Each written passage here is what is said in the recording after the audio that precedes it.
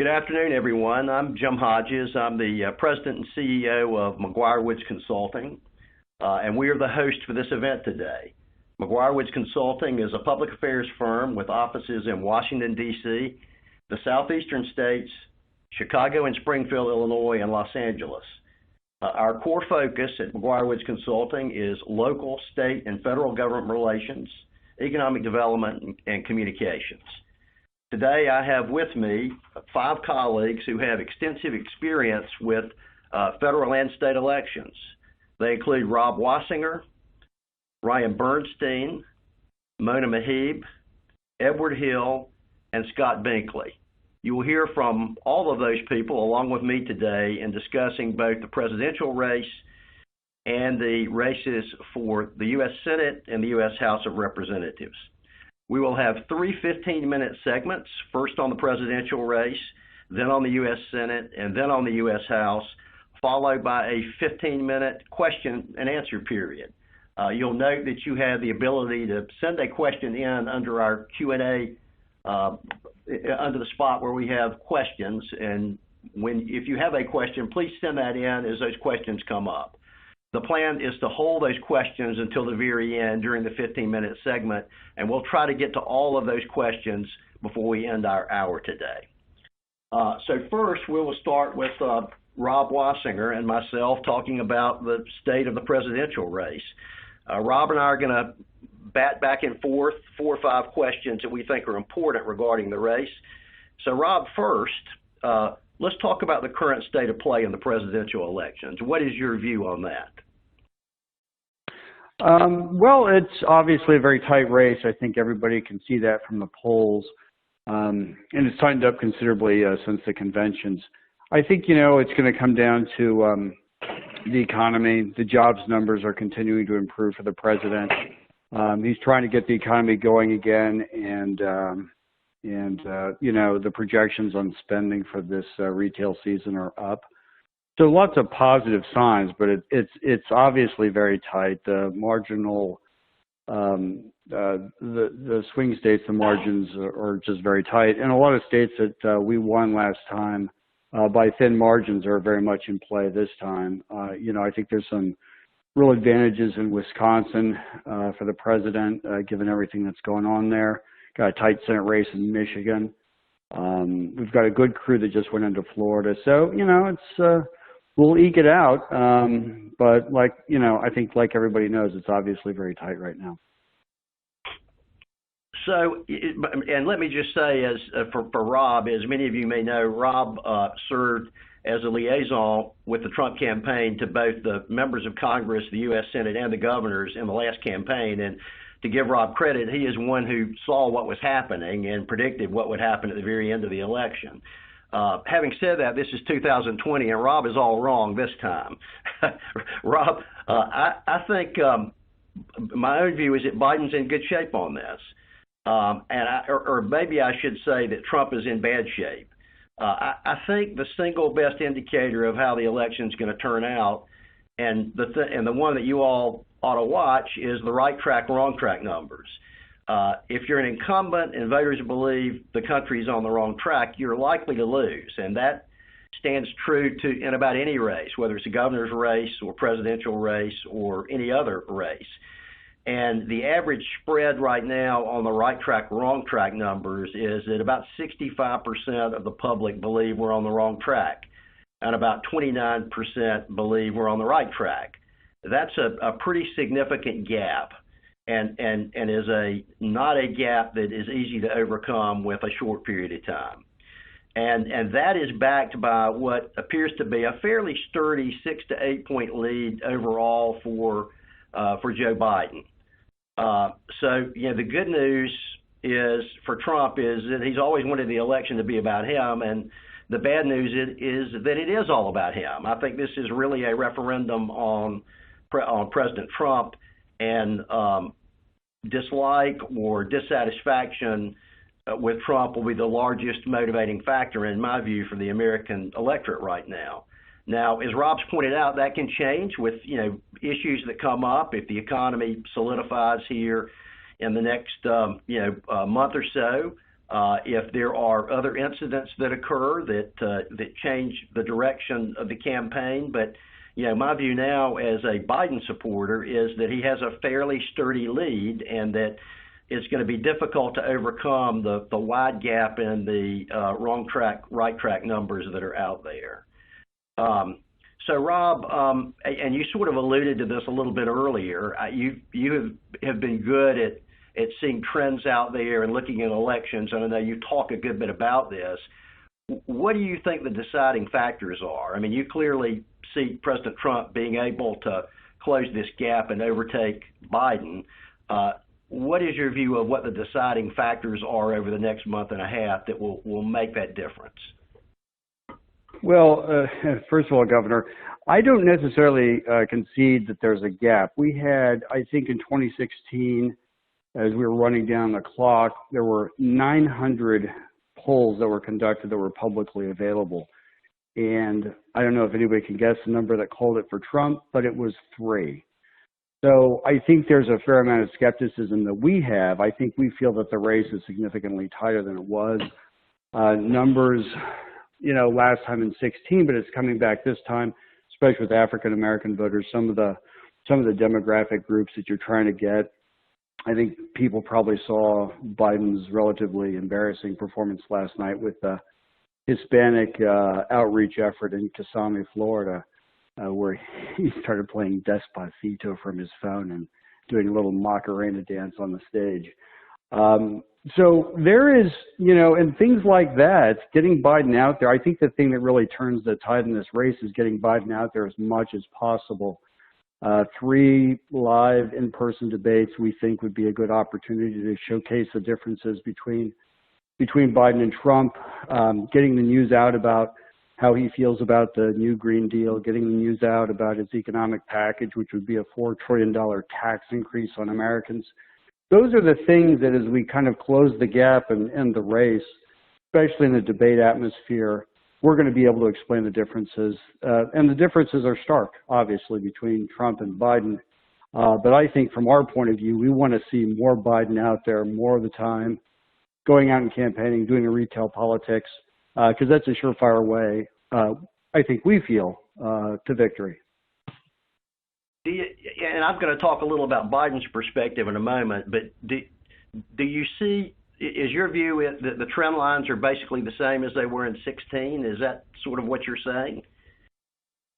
Yeah, I think all that's the same. I think that, one thing that we've talked about at the campaign, to the extent that I'm involved in it, is that the undercounting that was endemic last time with people getting a call on the phone and not wanting to say who they're voting for, we think that the vote is actually even more undercounted now than it was before. And part of that is kind of the backdrop of the national debate over, the protests, coronavirus, the pandemic, all of those things. So we feel, the campaign feels that undercounting is more of a problem now in terms of these polls that have been released publicly than it was previously in 2016 when, like I said, there were over 900 conducted and only 3 actually called the race.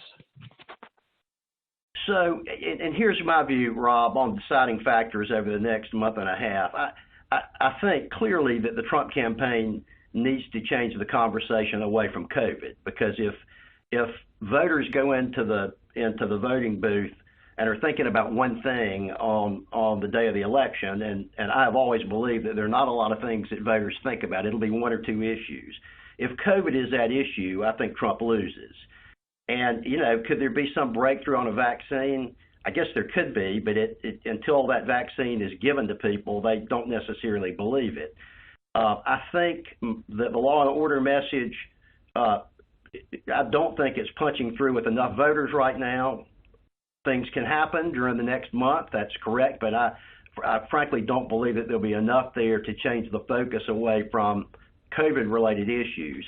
It's just a hard issue to change the subject away from, because every day that people put a mask on, or that they worry about whether they can go to work or put their kids in school, they think about presidential performance. And I just think that ultimately will be the deciding factor in the election. So one of the things that you and I talked about earlier is key states to watch and key demographic groups. And you alluded to this a little earlier with Latino voters, but what's your view on places to watch and demographic groups that may surprise us? Well, I think, all of the swing states that everybody's watching are going to be very key. Florida, I think, is obviously very important, as it always has been. In fact, it was the state that prompted Biden to leave his basement and go out and actually meet voters for one of the first times since this whole thing began. And we've got a great team there. Obviously, outreach to the Latino voters is very important. I think they probably are in more of a pivotal role than they have been in the past. I think the Democrat Party has also suffered some erosion with the African American vote, and the unemployment numbers that I had talked about earlier on the call are trending in a very positive direction. And on those factors, I think that all goes to credit for the president. And you're right, Governor, when people put on their mask, they're reminded of the pandemic, they're reminded of all of these things. But when they do it, what they want is they want their job back, they want their life back, they want to start going out and doing things, they want the economy open. And those are the things that Trump's working on, the president's talking about, is getting the economy going again. In the last 4 months, we've added 10 million jobs, almost half that were lost since the pandemic. So the trend lines on the economy, which people do trust the president on, all those trend lines are very positive. In terms of other demographics, I think, that race in Michigan is pretty interesting with John James. I don't know. I think we're going to pick up New Hampshire this time. We just barely lost it last time. I think we actually probably won it. We just didn't contest it because we had such a strong advantage in the Electoral College. Wisconsin will be interesting. Nevada always is. I think one of the things that we're obviously concerned about is things like the universal mail balloting in Nevada, whether or not that takes hold. I think some Republicans, including the president, joked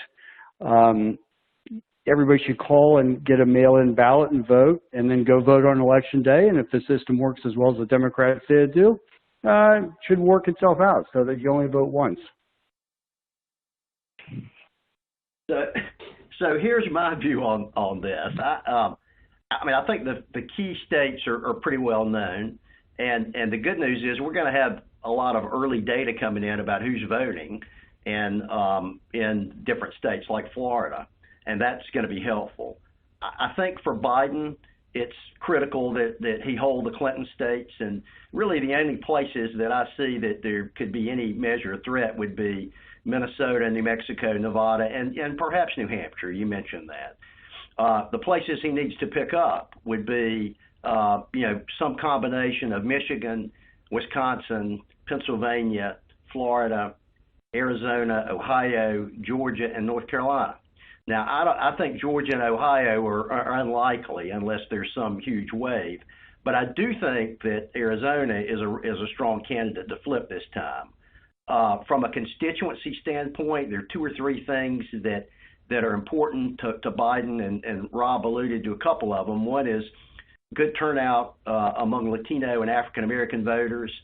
The second is continuation of some strong trends from 2018 and 2019 elections, where white college-educated women moved more strongly into the Democratic column. And then the third is some improvement on performance with white voters over the age of 65, and that is why I referenced COVID, because I think COVID is a real key here toward Biden improving that performance. So Rob, let me ask you a final question here. Let's assume you're right here, and you've embarrassed your boss, and Trump has won on Election Day. You've embarrassed me as your boss. Tell me what a second term for Donald Trump looks like. What will the focus be? The issues that Trump will focus on. Okay, yeah, that's funny, Governor Hodges. I hope I haven't embarrassed anybody. I think so. I'll back up a little bit and say what I think the missed opportunity was of the first term. He the administration decided, which I had opposed internally, but they decided it, and went their own way, was to take on things like Obamacare. So they went and, in my view, fell flat on their face 5 times. American voters don't really think of it as the top tier issue that I think some establishment folks in Washington thought it was. And they just tried and tried again and failed. And then they passed a tax package that was kind of an establishment tax package and wasn't really one that hit the Trump base. So I think there was some disillusionment that kind of started setting in those first couple of years. I wrote articles at the time, said at the time that infrastructure is the key to everything. And Schumer actually came out probably 6 months into the Trump presidency and said, "Thank God he didn't start with infrastructure. I couldn't have kept my Democrats in line." I think that kind of speaks to how badly infrastructure improvement is needed in this country.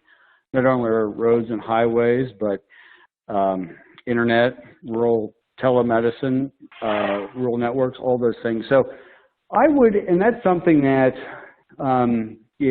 gets to everybody. It gets to every district, every state. So I would expect him to lead on something, a massive infrastructure plan, which is way overdue, and I think would be very successful. And then I'd expect the other things to continue, perhaps more tax cuts, obviously doubling down on the pandemic to make sure the vaccine, which they just released their distribution plan yesterday, making sure that that's eradicated and people can start living their lives, as quickly as possible. Well, not eradicated, but handled so that people don't live in fear the way they are now. I think that's probably what a second term would look like. And, some aspects of that are what a first term should have been. So anyway, Governor, floor is yours. Well, let me just say we've got some bipartisan agreement on the need for an infrastructure package. We've needed that for a long time, desperately around the country, and it would be well received. So let me just mention a couple of things. I think a lot of it will be undoing things that occurred during this 4 years. I would see, clearly a different COVID plan in place, more aid to state and local governments during the pandemic, an effort to strengthen and repair some of the damage done in terms of our relationships with traditional allies. I do think tax increases on higher income Americans will be on the table. Restoration of Obamacare, the Affordable Care Act, job training initiatives will be very important, as will health disparities initiatives. And I think a larger role for women, Latinos, and African Americans in key government positions. Those are a handful of things that I think will be very important. So we're going to pivot now. We've hit our 15-minute mark and pivot to discuss the U.S. Senate, which goes hand in glove with the presidential elections. And the first presenter will be my colleague, Ryan Bernstein. Ryan? Governor, thank you. And thank you to Rob for the excellent overview of the presidential race. As you said, Governor, the Senate races really do go hand in glove. And the old adage that all politics is local is really not an adage any longer. It's a lot of these races are driven by what's happening on the national level with the presidential election. But there are nuances and exceptions to that, too, that Mona and I will highlight as we talk through the Senate. As probably everybody knows, right now there are 53 Republicans and 47 Democrats. So the Democrats need to take 3 to 4 seats net, depending on the presidential election, to take over majority of the Senate. We got a lot of seats up. 35 seats are contested, and 23 of those are held by Republicans and only 12 by the Democrats. So you can see the Republicans definitely have the work cut out for them moving forward. Now this flips back and forth the way it's set up last time. Republicans had a nice number to have to defend, and now they have the tougher number to defend as we move into this election. And as Governor Hodges says, it coincides with the presidential election, which is really driving most of this. Beyond the main topics of Trump, you may talk about COVID, and you may talk about some former votes that a couple of members took here and there. But right now it is talking about how Trump is doing in your state, how Trump is doing nationally, and how COVID is affecting people's daily lives within the states. And I think that's giving a lot of the Democrats a lot of hope moving forward in the next election. So with that, I know Mona is excited to talk about a lot of the races that she sees as bubble states and the ones that could tip the election. But I got to warn you, Mona, I think you might be overly optimistic, but I'm curious to see which states you think might be the ones that are really in target for the Democrats. Sure. Well, Ryan, thank you. It's a pleasure to share this part of the program with you. Big thanks to the governor and Rob. That was really fascinating discussion. And as and Rob was saying, it is all connected. You know, I will say honestly, Ryan, that over the course of this cycle, I've had highs and lows when I think about the Senate, and there are days when I feel pretty bullish, and then there are days I feel less bullish. I will say today at 121, I'm feeling pretty bullish. I think there's really a great opportunity for the Democrats. I mean, as you said, you all have the harder map to defend with the 23 seats. We have 12 seats that we're defending, and I think we feel generally very good about the majority of them. 10, I think, are solidly in the Democratic camp. Races that you all know well: Durbin, Shaheen, Reed of Rhode Island, Warner of Virginia, et cetera. I feel very confident about those 10 remaining in Democratic hands. Rob alluded to the Michigan race. Of course, we're watching that race carefully. I think it leans Democrat for Senator Peters, but we're, always paying attention. And the one race of note that we're particularly paying attention is the Alabama race, Senator Doug Jones. That'll be a tough race.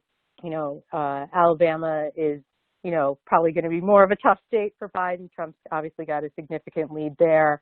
But the senator has done a very good job in his time in the Senate, and I think that will serve him well.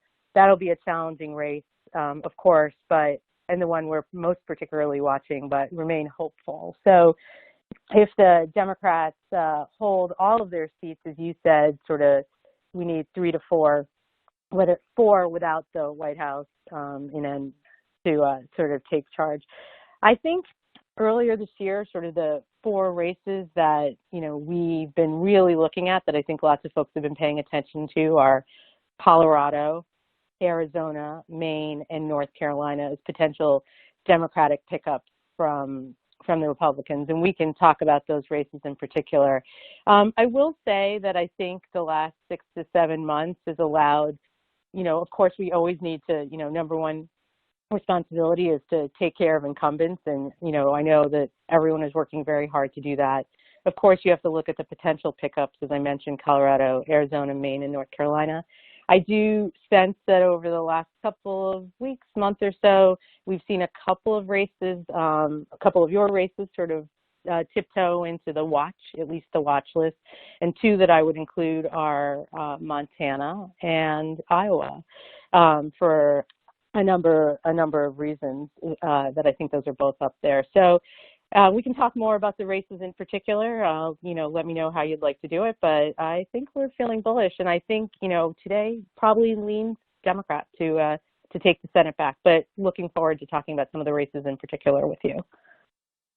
Yeah, no, it sounds good. Well, I know you touched on Alabama. I'm going to say that one's going to be in the Republican column. I mean, one of the things I think at least the Republicans did this time, and I think the Democrats can say this too, but both parties have the candidates that they want running these races. Both the Republican and Democrats sometimes flirted with candidates that probably would have made it a little bit more of a difficult race for their party, but in the end, I think everybody got the candidates that they want. So, as you know, Doug Jones, stars aligned for him last time. It's not going to align this time when you have former Auburn football coach that went undefeated. It's going to be a tough battle for Doug Jones. So I see that one, but I'll give you Arizona. I think that's going to I think that's going to be a very tough race for the Senate Republicans. So I see that kind of washing. But what do you see about Colorado? Look, from my perspective, there is no better individual candidate, if there is one that can beat the trend in the individual state with Trump, than Cory Gardner. That man, everybody likes that guy who's ever met him. He's always smiling. And John Hickenlooper's had some issues a little bit with the ethics complaints, with taking, some gifts that were determined to be outside the gift rule in Colorado.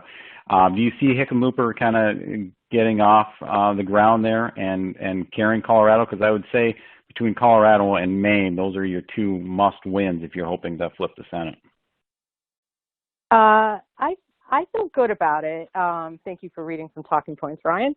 On Hickenlooper, Governor Hickenlooper is pretty popular, and I think he did quite a bit of work when he was governor, so he's renowned in the state for the work he's doing. This is, interestingly to me, more of kind of a low-key race. I don't know what you think, but I feel like we haven't heard as much sort of on the ground, and that's probably because some of the latest polling, we've seen has Governor Hickenlooper up slightly, and so there may be an incentive for him to play a little bit more of sort of a safe race and not, get too far out there. I agree. I think, we certainly have to win it if we want to take control.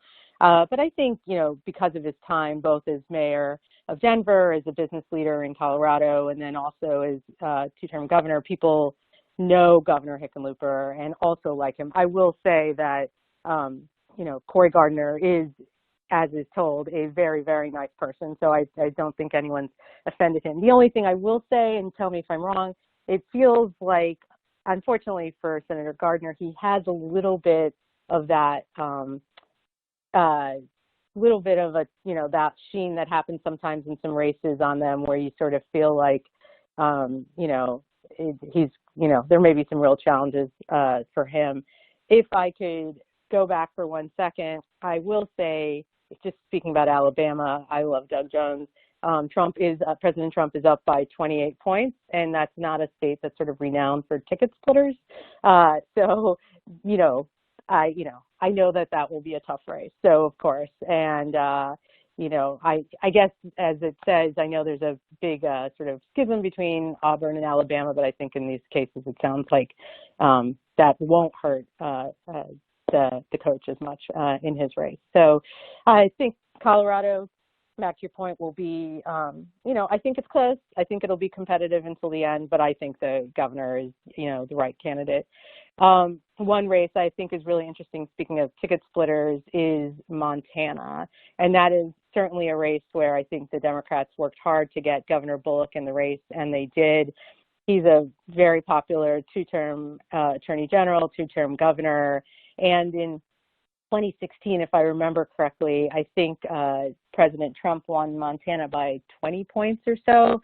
And even with that, with Hillary down 20 points as top of the ticket, Governor Hickenlooper was able to win that race. Now, I know races for governor are often different than the federal races, but I think Biden, one of the last polls I saw, was down 7 to 8 in Montana, which is, certainly better than 2016. So I think Governor Bullock is really competitive in this race, and he's done a very good job during the pandemic this year. And I think, as was talked about in the first panel, as people think about pandemic, Governor Bullock has a real record to run on how he's improving the lives of the folks in Montana, particularly as they contend with, certainly the general economic upheaval, but certainly that connected to the pandemic. So feel happy to put Montana on the larger watch list for potential Democratic pickups. Yeah, I hear you on that.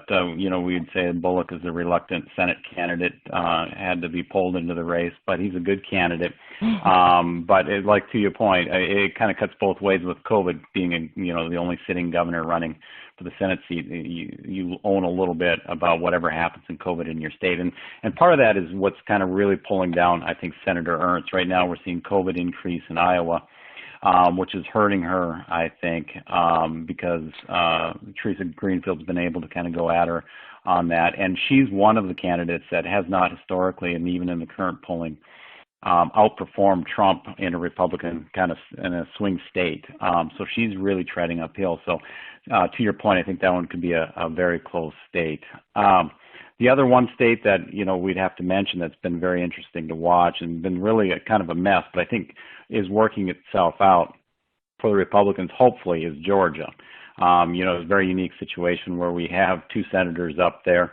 Of course, Senator Perdue's in a fairly tight race. I think it's been a little overly reported on how tight it is. I don't think it's as tight as others are saying.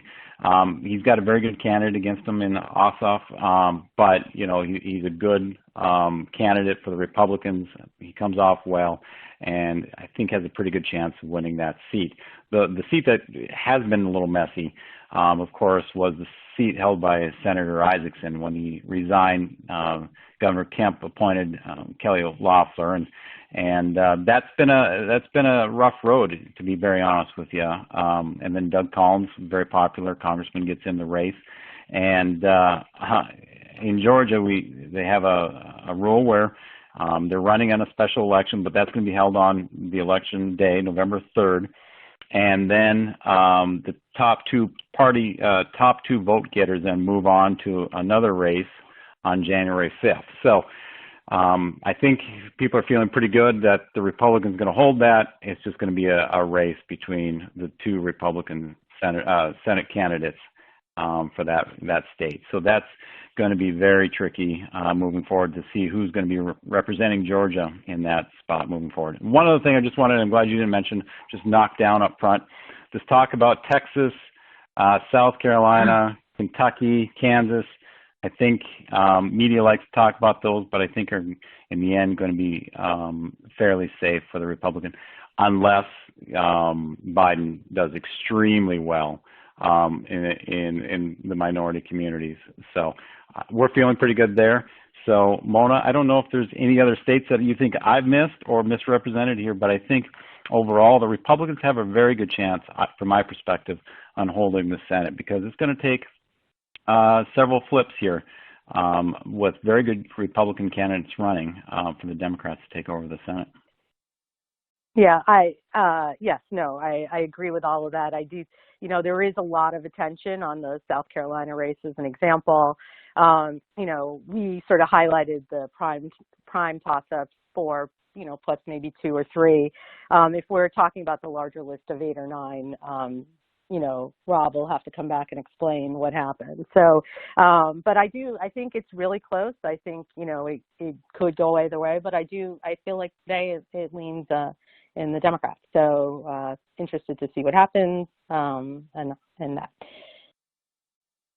That's right. Well, and by the way, yeah.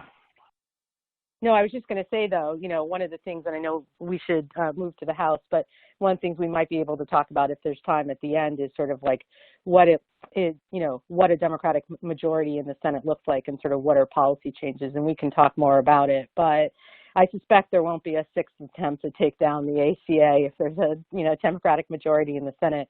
I do think we'll be thinking about things like climate change, possibly immigration, potentially election reform, ethics reform, and so forth. I do think that there will be a lot of Democratic interest on the outside who will be pushing hard on a Democratic majority to relook at the filibuster, which I know is something we've talked about in the past. So maybe if we have some time at the end, we'll be able to talk about what an agenda looks like. But I think a very smart move, to crib from my friend Rob, is if there's going to be a push on a lot of things, climate change, et cetera, but there is a place for infrastructure. And I think that's actually a place where Biden can show from his experience in the Senate of bringing people together to work together on a policy issue. So it'll be an interesting balance with a potential Biden White House and a Democratic majority in the Senate. What will be Biden's interest coupled with what outside interests in the Democratic, maybe on the more progressive wing of the party, may want to expect out of a Democratic Senate.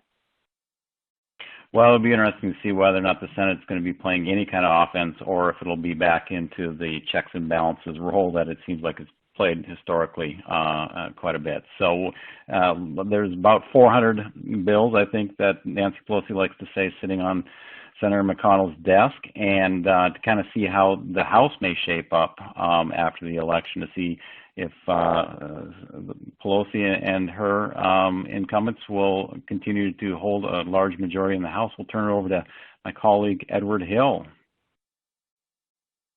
Hey, thanks, Ryan, and thanks to everybody tuning in. So I think we're a bit more optimistic on the House side, retaining the majority. The way it looks right now, the GOP would need to net about 17 seats to win back the majority in the House. And I would say with less than about 50 days to the election, the likelihood is extremely low. However, the GOP may pick up 5 or so seats, which I'll discuss a little bit later on in the presentation here. But I want to talk a little bit about the leadership and some majority committee gavels that actually may be up for grabs before I go into some of the elections per se. But I'll start with the leadership at the top. As you know, Pelosi will retain speakership. However, she is getting a lot of pushback from members of the caucus to really get something done here this year, particularly with the coronavirus stimulus package. And so a lot of pushback there, but, she's still pushing through. She still has the support of the caucus, and so we're definitely likely to see her continue on her speakership. As far as the majority committee gavels that are up for grabs, 2 committees that I think we should keep an eye out on are House Appropriations and House Foreign Affairs. Chairwoman Nita Lowey will be retiring with the House Appropriations Committee. And so the most senior Dem on the committee is Rosa DeLauro, who's vying for the role. She's very respected in the caucus. She's been on the House Appropriations Committee for a very long time, and so the seat is likely to go to her. She's running against Congresswoman Debbie Wasserman Schultz, who chairs the House Milcom VA subcommittee on appropriations, and so. But the Democratic caucus, as many of you know, is very, very seniority oriented, and so I believe the gavel is definitely likely to go to DeLauro.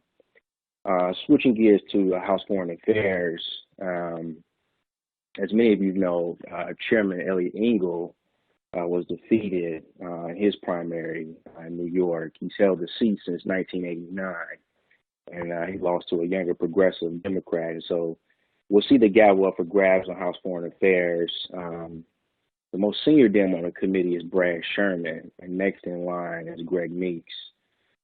So I think between the 2 of them, probably Brad Sherman will get the gavel. Greg Meeks is very respected, member of the Congressional Black Caucus, also a member of House Financial Services. In addition, he's a member from the New York delegation. So very well respected there, but I believe the chairmanship will maybe go to Sherman, but we'll see, of course.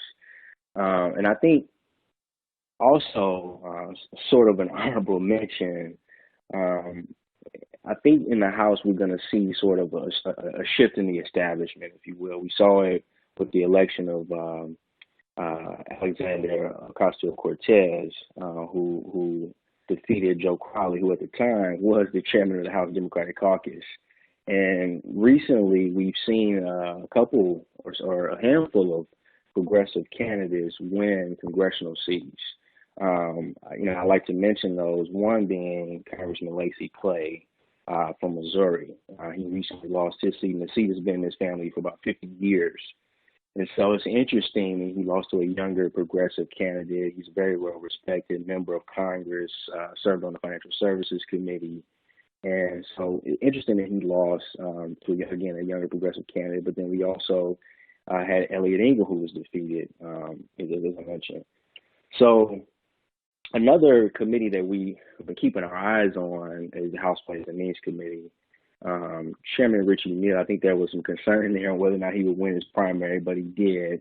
And I have no indication that he won't, keep his gavel as chairman of the House Ways and Means Committee. I think somebody that we should probably keep our eyes on is Congressman Cedric Richmond. I saw recently that he will be appointed to, or he'll likely be appointed to fill the vacancy of Congressman John Lewis on the House Ways and Means Committee. as many of you know, he is a co-chair of the Biden campaign. He's also a Clyburn favorite. And so I believe, he's going to have some traction in Congress. I don't know to what extent, but he's somebody that we should definitely keep our eyes on. So next, I'll talk a little bit about some of the GOP seats that the Democrats are looking to flip, and then I'll talk about some Democratic seats that the GOP is looking to flip. So as far as GOP seats that they are looking to flip the Democrat, first is Oklahoma 5, which incumbent Kendra Horn. This is Oklahoma City. Kendra Horn has the seat. She won the seat in 2018, and she has a challenger, but she only won the seat in 2018 by 2 points, and so it'll likely be a very close race. It's probably even in the toss-up category. So she's definitely one we should watch out for. The South Carolina 6th Congressional District, which is the Charleston area. We've got Joe Cunningham, who was elected in 2018. He's the first Dem to win this in 30 years. But he's running again, but the challenge here is that Trump won the district by 13 points in that election cycle. And so he's got a steep climb there in the population, but we'll see. I mean, given the Senate race between Graham and Jamie Harrison, who is garnering a lot of fundraising support, Cunningham is getting a lot of additional support there as well, and a lot of money is being fueled into his campaign. So we're likely to see him keep that seat. Moving on, we've got New Mexico with Rep. Torres Small, which is sort of a toss-up at this point, I would say. Trump won the district by 10 points in 2016, so we'll see what happens with that election, but I can't really go into detail too much on it at this point. Next, we've got Georgia 6, and Scott, who was on there, will talk a little bit about probably Georgia a little bit more. Scott's from Georgia, but we've got a couple congressional races there. The first is the 6th district, which Lucy McBath represents, and that's the suburbs of Atlanta. Lucy's a respected new member. She serves on the House Judiciary Committee. But the challenge, I think, in this district is that she only won the seat by 1 point. And her challenger at that time is Karen Handel running against her again. And Trump won the district by only 1.5 points in the last election. So I would say this election might be a toss-up, maybe very close. But I think Lucy is getting a good amount of support with fundraising. So I think she's likely to keep the seat. We've got Georgia's 7th Congressional District, which are portions of Northeast Atlanta. This is represented by Rob. This is a majority Republican district, but it's likely going to remain Republican, and I think Scott will talk a little bit about that. We've got Illinois 13th, which the incumbent Rodney Davis has held the seat since 2013. In 2018, his Democratic opponent lost by less than 2 points. So she's running against him again, and this seat is also considered a toss-up. So we'll keep our eyes on the Illinois election. Next, we've got New York 22nd District, which is upstate New York. The incumbent, Anthony Brindisi, he flipped the seat in 2018. He was actually the first Dem to take the seat in 60 years. And so he's received a lot of fundraising support, and I think he's predicted to win that seat again in New York 22nd Congressional District. Next, we've got California, the 21st Congressional District. Currently, T.J. Cox is the incumbent. He's a frontline Democrat, and right now the race is really considered to be a toss-up. So we'll see where that goes. Earlier, I believe Mona maybe mentioned Iowa. There are 4 congressional districts in Iowa now that are up for grab. We've got the 1st Congressional District. Abby Finkenauer is the congresswoman from that district. She sits on small business, has a lot of support, I think, from the ag community. And so I think she'll likely win. She's been getting a great deal of fundraising support. I think she's about $1 million over what her opponent has, and so she'll likely retain her seat. The second district held by Dave Lobasak is sort of a toss-up. He's retiring. He's held his seat, I think, since the early 90s, so we'll see what happens with that. And then we've got the third congressional district of Iowa with Cindy Axne. She is undergoing a rematch from the last election, and so again, that race is a toss-up as well. There are quite a few seats. If you just indulge me for a few moments, there are quite a few seats that the Democrats are eyeing to go blue. The DCCC, the Democratic Congressional Campaign Committee, has its eyes on Texas, New York, Pennsylvania, and of course, a state that we have not really spoken about much, North Carolina. So starting with Texas, I know Ryan is less optimistic about Texas going Democrat, which probably, he's probably right. But there are three districts in Texas that are up for grabs. Texas 22nd District, which is a large portion of the Houston metropolitan area. Pete Olson has held that seat since 2009. The district is 52% Republican and about 32% Democrat. So I would say the election right now is probably leaning Republican, but it might be a toss-up. We've got the Texas 23rd Congressional District, which is southwestern Texas.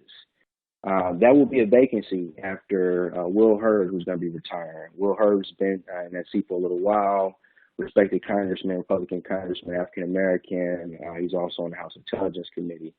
He'll be retiring, and so right now, that is still sort of blurry as to whether the seat will, go Democratic or Republican. So we're still waiting to see. So that could be a toss-up, but I feel as though it's leaning Republican. We've got the Texas 24th Congressional District, which is between Fort Worth and Dallas. The incumbent Kenny Marchant has held that seat since 2005, but this election is at this point considered a toss-up. Next, we've got New York, the 24th Congressional District, which is the Syracuse area. It's represented by Republicans since 2015. But now the district is being considered Democratic leaning. So that seat is up for grabs. We've next got Pennsylvania 1st Congressional District. We've got a incumbent, Brian Fitzpatrick, who is Republican. The district voted Dem, in 2016 and Republican in 2018. So that's likely now a toss-up election, but I think we're pretty confident that may remain Republican, so we'll see. A couple seats in North Carolina are expected to go Democratic. I think we only have currently, out of 11 congressional members, I think there's only 2. So this would be 2 additional seats. We have the North Carolina 2nd Congressional District, which is represented by George Holding since 2016. Holding is on House Ways and Means. He's a Republican, and that district is slated to remain Republican. We've also got North Carolina, the 6th Congressional District, which Mark Walker is not seeking re-election, so it's Democratic leaning. And then we've got the North Carolina 8th Congressional District, Richard Hudson, and R. But this seat is likely to flip Democratic. And so I know I've probably gone on a little long here, but at least wanted to give everybody an idea of where the House will stand and some of the seats that are looking to flip here. And so, Scott, I'm sorry, I don't want to take up too much time. So I would like to point things to you, talk a little bit about the GOP proposal in the House and some of the House elections from the GOP perspective. Scott? Hey, well, thank you, Edward, and I appreciate you as a colleague and a friend, but not so fast, as they say. The political environment, as kind of everybody has mentioned, for congressional Republicans is tough. But let's remember, we're still 48 days away from Election Day, and it may be a little bit early to pick out your new leadership offices. And so, as Governor Hodges mentioned, a lot of this, the congressional Republicans need a strong showing from President Trump. And as Edward mentioned, it ties together in our in congressional Republican strategy. I'm going to throw some numbers out here. As Edward mentioned, there were 17. The Republicans need to gain 17 seats this year to win back the majority. Remember, that was 18 until Mike Garcia's victory in California, 25. But here are a few more numbers. There are 30 districts right now that Democrats hold that were won by Trump in 2016. And 13 of these, Trump won by 6% or more. And so if Trump has a strong showing on Election Day, it could be the rising tide that lifts all boats here. You mentioned, Edward, Georgia 6, and this is actually my home district in Georgia. And it's a microcosm of the sentiment right now that, when I worked for Tom Price in Georgia 6, we would win that district by about 15 points. And so to have it flip, it shows you the environment. But here are a few more numbers for you, Edward. I wanted to highlight the generic congressional ballot. So a year ago, the GOP margin was we were down 8.8%, and that's according to the RCP, Real Clear Politics average. So that a year ago, call it 9% down. Today we're at down 5.9%. And so with the momentum as we see it, I think this will come down to Election Day. And again, 48 days out from Election Day today. So plenty of time to make up that difference. The next thing I wanted to discuss briefly was something that Edward mentioned, or the policy implications. I think there couldn't be a starker difference between what the AOCs and progressives, as Edward mentioned, want to see the House pass, and what Leader McCarthy released this week. He calls it the commitment to America. And so this is his policy blueprint and priorities to help congressional Republican candidates with their policy priorities. And so that prioritizes COVID relief, wants to see rapid testing and a vaccine by the end of the year. But it also reiterates kind of core beliefs of Republicans: school choice, federal money for police training, additional PPP money. And so I think that should help some of these Republicans that are running in these tighter districts articulate what a Republican majority would look like. The last thing I wanted to touch on, and I think we'd be remiss if we did not, I'm actually reporting live right now from the Republican State Leadership Committee meeting in Georgia. And so the RSLC is the Republican committee with the mission of electing down-ballot Republicans. And let's remember that in 2022, there will be the once-in-a-decade opportunity of redistricting. And so, well, obviously it is not, these are not federal races. The down-ballot races will have a huge bearing on what Congress looks like for the next decade. And so I just did want to touch on that. But those are the points that I'd like to make. Again, I think it's a little bit early to begin picking your leadership offices. I think that if President Trump has a strong showing on Election Day, there's a likelihood that we could win back a lot of these seats that President Trump won in 2016 by in a lot of cases, a wide margin. So with that, I'll kick it back to Governor Hodges. I know that there may be some questions, and I just wanted to thank everybody for the time, and thanks, Edward, for your update as well. Thanks, Scott. We do have some questions in, and for the sake of time, I'm going to try to group some of these together and then kick them over to our team members. To Ryan and Timona, we have specific questions about the Tillis Cunningham race in North Carolina, and also about John James, the James Peters race in Michigan. Could you all give us about a minute on those two races? Sure, I can do. Let me touch base on Michigan quick. Peters right now I think is up about 3.5 points, so about 3.5. Trump carried the state by, I think, 0.3% last time. So this one is really going to depend on how Trump does in Michigan.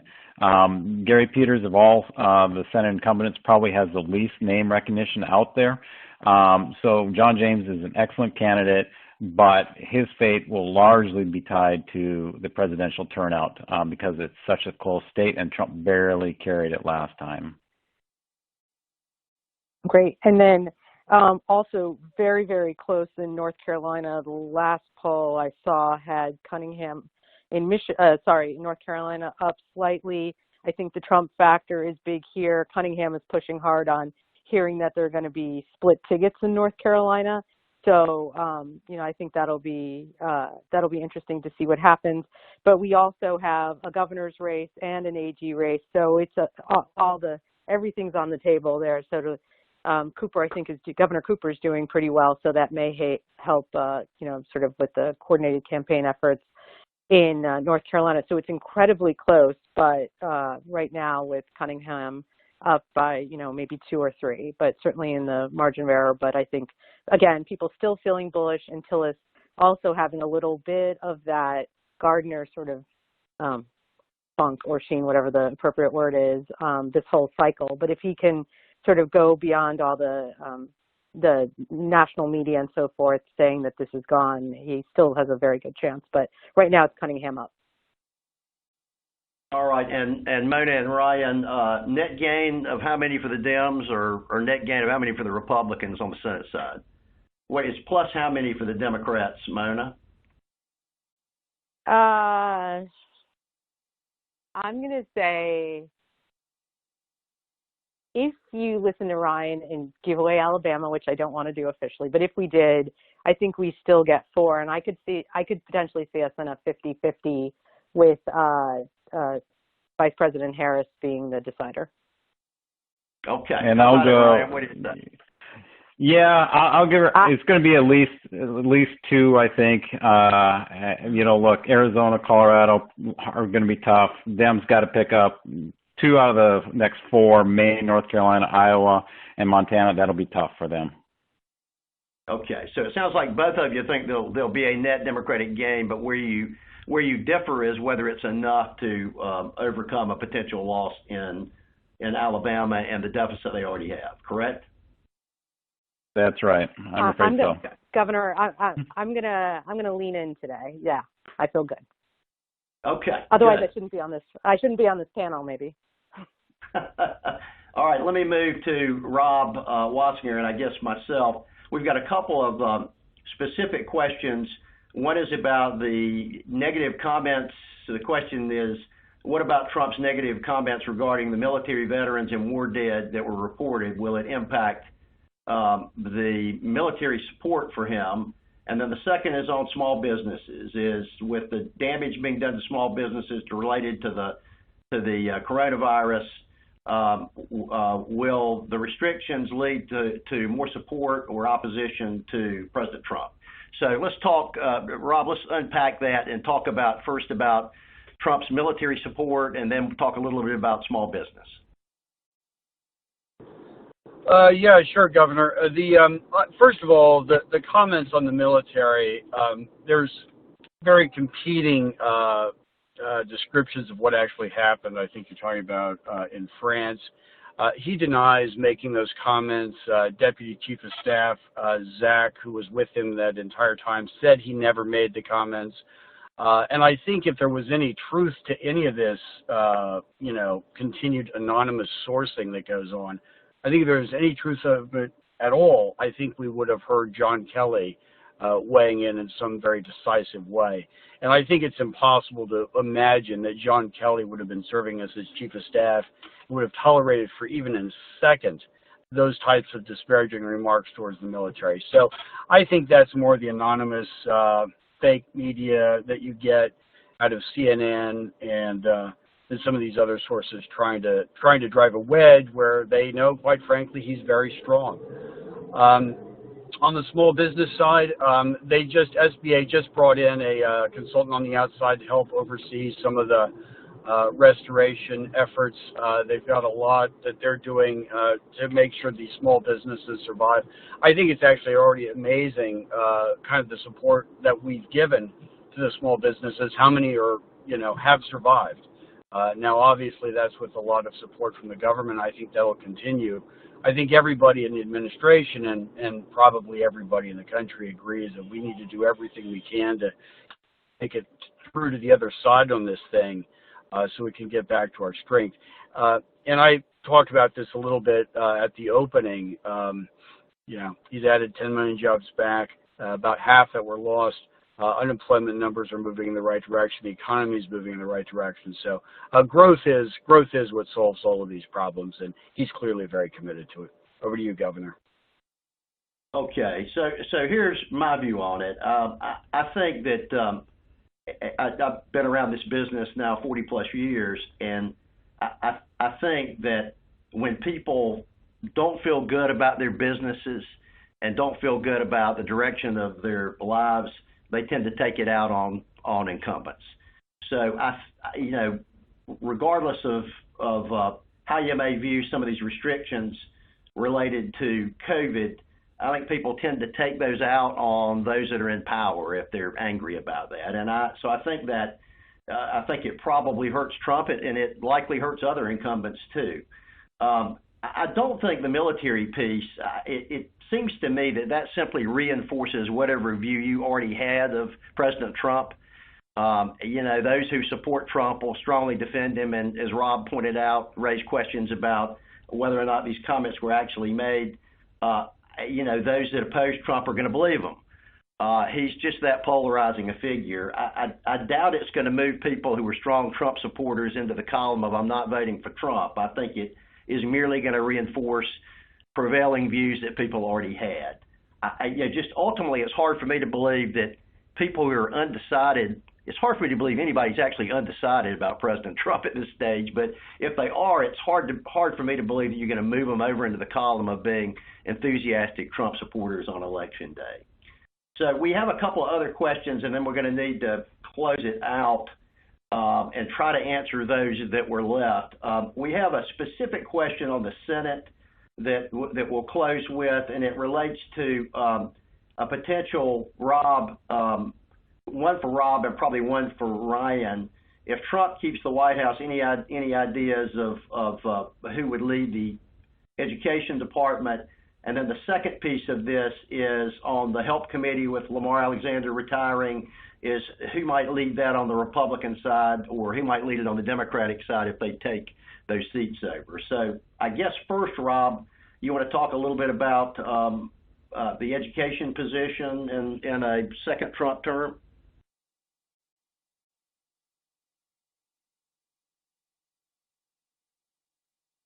Rob, you there?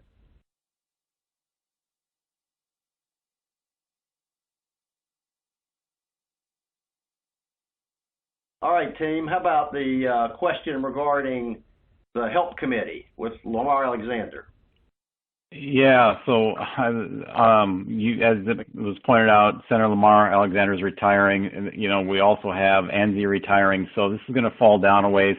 I could see Burr taking it over if the Republicans keep it. I know Rand Paul is going to make a push for it, but I think you could likely see Burr try to take the chairmanship or the ranking, depending on where the Senate is next Congress. And Mona, your view, if the Dems end up getting the 50% or more, who would be the Democratic leader? I think it'll be Patty Murray. By the way, okay. The next most senior person after Patty Murray on the Democratic side is Senator Bernie Sanders of Vermont. That's a familiar name that we haven't heard today. All right, so I think we've gone a minute or two over the time we had designated to the other questions we have. I tried to group them together, but if we didn't answer specific questions, we'll try to respond to those via email. Let me thank everyone. First of all, the panelists, my colleagues at McGuireWoods Consulting, for an outstanding job today. We will continue to be providing election updates to you. My last check, we had, I think, well over 150 people who'd signed up for this webinar, and we thank all of you for being on there. As always, if you have questions, specific questions about these races or any other issues, please feel free to get in touch with us. With that, we'll close the session. Thank you.